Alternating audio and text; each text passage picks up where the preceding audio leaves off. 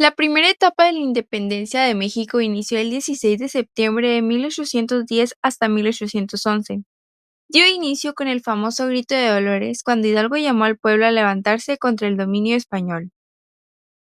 Como líderes principales estaban Miguel Hidalgo y Costilla, que era sacerdote iniciador del movimiento, Ignacio Allende, que era militar con experiencia estratégica, Juan Aldama y Mariano Abasolo, que eran colaboradores insurgentes.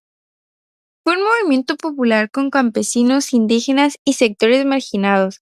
Avanzaron con un gran ejército numeroso pero poco organizado. Se lograron importantes victorias iniciales como la toma de Dolores, San Miguel el Grande, Celaya y Guanajuato, con la famosa toma de la Alhóndiga de Granadita. También se vivieron derrotas importantes como la batalla de Puente del Calderón en enero de 1811. Fin de la primera etapa. La etapa finalizó cuando los principales jefes insurgentes, Hidalgo, Allende, Aldama y Jiménez, fueron capturados el 17 de enero de 1811 y fusilados el 30 de julio en Chihuahua de 1811. Esta etapa se le conoce como la iniciación de la independencia, porque todavía carecía de organización política y militar sólida.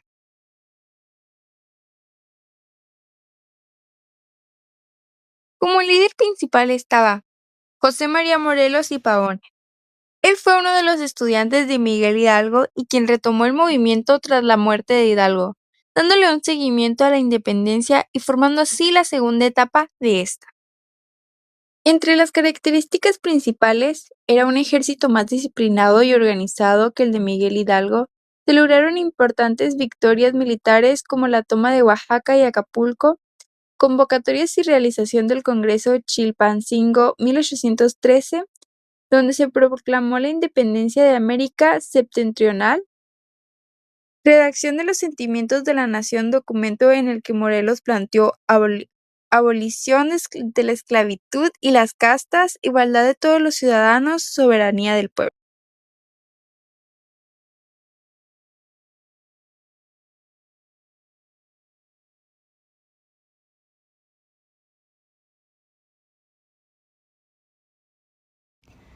Tras la muerte de José María Morelos en 1815, el movimiento independentista quedó muy debilitado.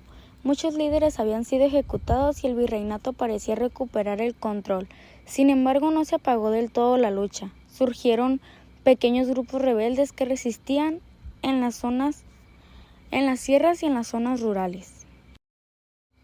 Los líderes principales fueron Vicente Guerrero, el jefe insurgente más importante de esta etapa, organizó guerrillas en el sur Sierra de Guerrero. Guadalupe Victoria operó principalmente en Veracruz, controlando zonas estratégicas y manteniendo comunicación con otros insurgentes. Pedro Moreno encabezó la resistencia en la región del Bajío, Lagos de Moreno, Jalisco. Francisco Javier Mina, militar español liberal que llegó en 1817 a apoyar la causa insurgente, luchó junto a Pedro Moreno. Características: guerrillas en lugar de grandes batallas. Tras la muerte de Morelos, los insurgentes se replegaron a las montañas y selvas usando tácticas de desgaste. Escasez de recursos. Los insurgentes tenían pocas armas y dependían de apoyo de pobladores rurales. Debilidad del virreinato. Aunque el virreinato parecía controlar internamente España, estaba crisis política, lo que abrió la puerta de la consumación. Fin de la tercera etapa. Así, la tercera etapa terminó cuando los realistas y criollos comenzaron a considerar la independencia como una salida política, y se inició la unión entre Iturbide y Guerrero en 1821, con el abrazo de Acatepán, que marca el inicio de la cuarta y última etapa, la consumación.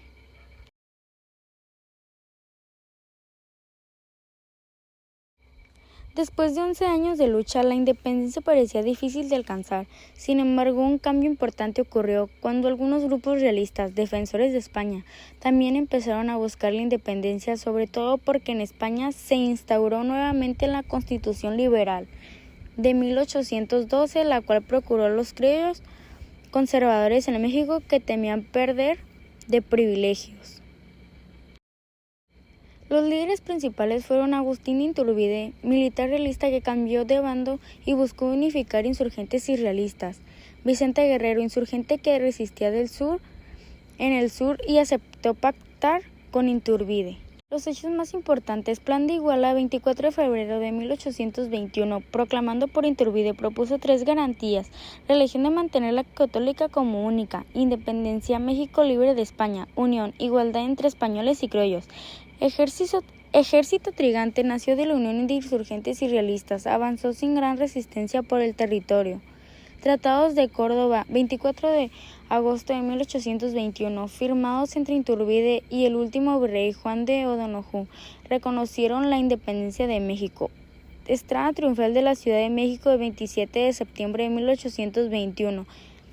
El ejército Trigante entre victoriosos se declaró oficialmente la independencia de México.